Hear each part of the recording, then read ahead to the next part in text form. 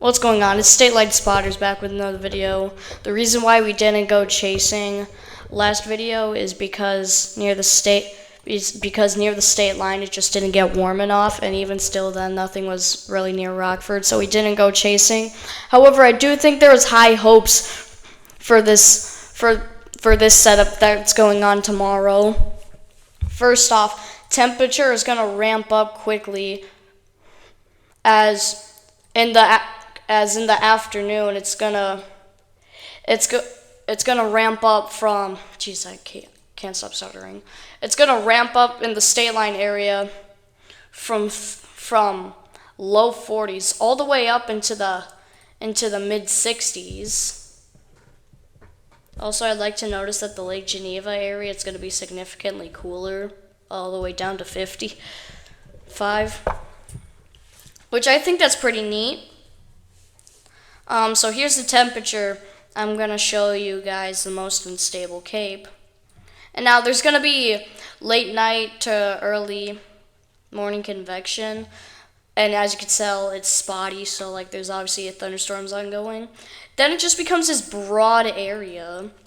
And what this means is, and what a broad area of Cape means, is that no thunderstorms are within this area, and so it has plenty of fuel to ramp up. So now let's click on this area with 3,000.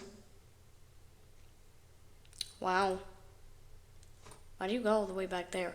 As you can see, some areas all the way up to southern Wisconsin could experience 2,000 and a half of Cape. And I just think as it moves through and gets closer to the lake, that Cape is going to die down, but I don't think that's going to be much of an issue, and I'm going to show you why. Here is the bulk shear. You can't really see it that good. I'm going to do storm relative helicity, because you can see it like 10 times better.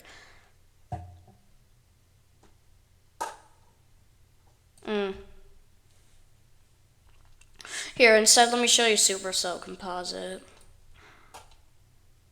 Obviously, you can see all that composite down there. And then it's going to peek through. And this area in particular, which is at 30, which is probably going to be ahead of a supercell. Did y'all just hear my voice pitch down?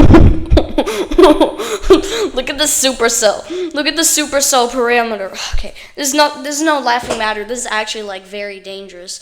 So here's the supercell parameter, which is 30, which is really just insanely high. The STP is also at 11, which is really insanely high. So, like, if a supercell could develop in this area, I think it's going to have a peak intensity, and it's going to produce a strong to violent tornado if it can maintain that. But otherwise, there's also this little area closer to Rochelle. As you can see, it's PDS tornado. It's really just the same, except a little bit lower with the STP, but I don't think that really matters. If it can maintain that, this is going to be a very dangerous event. Now let me click on the state line closer to where we are. Jesus Christ, this is going to be an insane event. I didn't even really look into it this much. Now let's go on significant tornado. I've never clicked on this. Huh. Okay. See, I kind of go, what the hell is happening down here? I'm going to click on it. No, but what the frick? Okay, that doesn't matter. That doesn't matter, guys. I'm getting off track. You can tell that my voice kind of keeps pitching down. I almost just screamed into the mic because I was just about to laugh. Okay. I'm not laughing because it's funny. I'm laughing because, like, see, laughing is a good way to cope with stuff. So, like, when I laugh, in reality, I'm just fighting the urge to scream. Uh-oh. That's probably not good. Oh, no. Okay, let's check it. Let's check let's terms up. Let's check it. So this is the NAM 3 kilometer CONUS area, or model. Now you guys can go on to pivotal weather No matter what, this is completely free, except you want to do subscriptions. I did not mean to click on it. Maybe we'll get subscriptions if this video gets 100. If this channel gets 100 IRL subscriptions. Oh God, my Shayla. My Shayla. No. But I think, okay, focus. All right, so this is kind of near Rochelle. We might have to punch a little bit west. But the parameters, every single model run, it just gets worse and worse. So let me break it down for you. I know I started dancing. So this is a hodograph. As you can tell, it's extremely curved in the low level areas, and it's kind of spiky in this area, which means scattered storms. Okay, high equilibrium level, which will be in high top supercells. The LCL and the LFC will be really close together, so that thunderstorm, that means that there's going to be a lack of a cap. CAPE is going to be nearing 2,000. Which isn't necessarily the best. Most unstable will be 2,000, but at the surface it's going to be pretty intense. The P-watt is at 1 in 11 inches, which is moderate to low. And basically P-watt is the amount of water in a parcel. Relative humidity is the low is going to be extremely high, but in the mid levels, as you can tell with this green line, it's going to be low, which means photogenic supercells, from my experience. As you can tell, these are the composites. Significant severe is nearing 100,000. Ooh boy. Surface to 1 kilometer SRH is at 400. And then up to 3 kilometers, it's 450. The effective inflow is going to be at 450 again. We're nearing that area. Ooh, buddy. Okay, I've got to keep this together. I feel like this is going to be a very huge event for the northern Illinois regions, but I think it might even be bigger in the southern. Anyways, storm slinky. As you can tell, the storms will be moving in this direction, but a parcel of energy will be moving this way with height. So it kind of moves according to the hodograph. It will kind of curve from the low all the way into the high. So even if this couldn't even shear thunderstorms, this would shear it in the mid-levels. I don't know what that is at all. It doesn't even label it. But here is the mean wind, I'm pretty sure, and then here is it with height. As you can see, when this red line gets within this area, it's basically a classic thunderstorm. So this shows SPC. All right. So it can definitely support non-tornadic tornadoes, EF0, EF1, and EF2s. It could support EF3s all the way up to into EF4 plus. I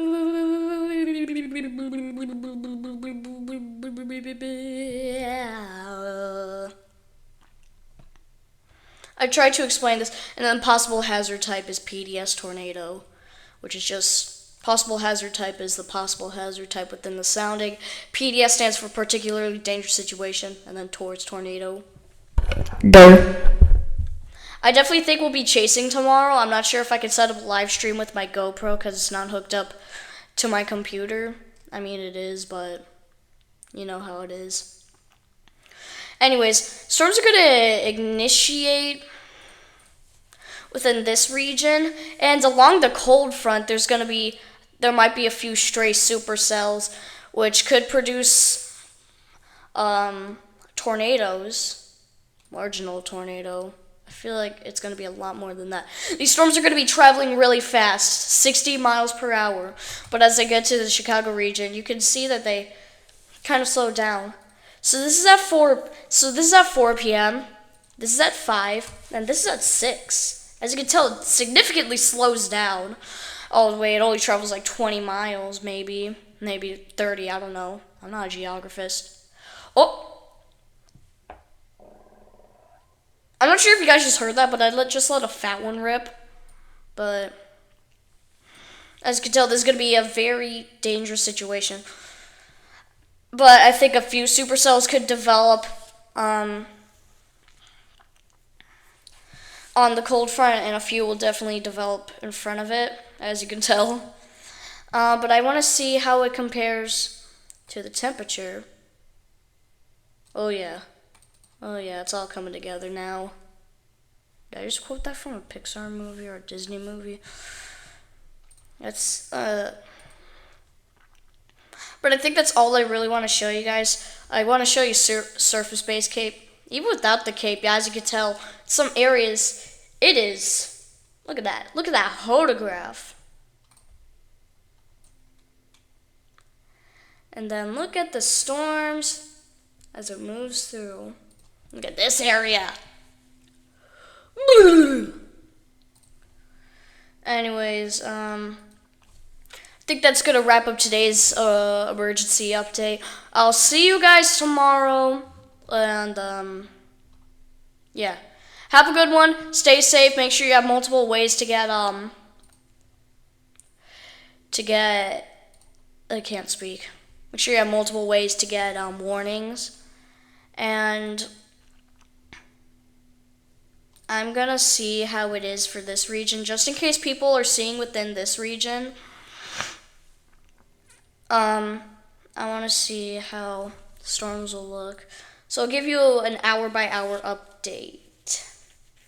Said morning convection is going on within this region. A squall line might take place within the Ohio Valley. It's just going to be some marginally severe stuff. And then there's going to be this clear slot where I'm hoping that clouds can break through. Supercells will begin to erupt across this area, and thunderstorms might initiate in Arkansas. And as they move through, both are going to develop into a line and rip across the Ohio Valley and into the south. Now, I want to zoom into the south because it kind of gets harder to look at it. I'll do the southeast. Actually, no, I'll do Ohio Valley. It definitely covers a much higher area. As you can tell, by around 6 thunderstorms, by around 3 thunderstorms will likely initiate in Arkansas and begin to develop as clusters as it moves through. I don't think storms are gonna pose a significant threat until overnight hours. So make sure you guys definitely have multiple ways to get alerts, because I think this is really gonna just be a huge day. And now one last thing I want to show you guys is the SPC. Oh yeah, something is happening down there. Now, here's the day 2 outlook. And now they have a 15% risk for tornadoes overnight. But I think that might change. They might lower it again. If they don't, then I don't know. I think it's going to be significantly a wind risk for this area, a hail risk mainly for the more southern areas, and then a tornado risk for the in-between. It's kind of like a sandwich, you know? If you really think about it, everything in weather is kind of like a sandwich. The different atmospheric layers. The whole weather is just like a whole sandwich. I don't know why I'm getting into sandwiches. I'm hungry! Alright.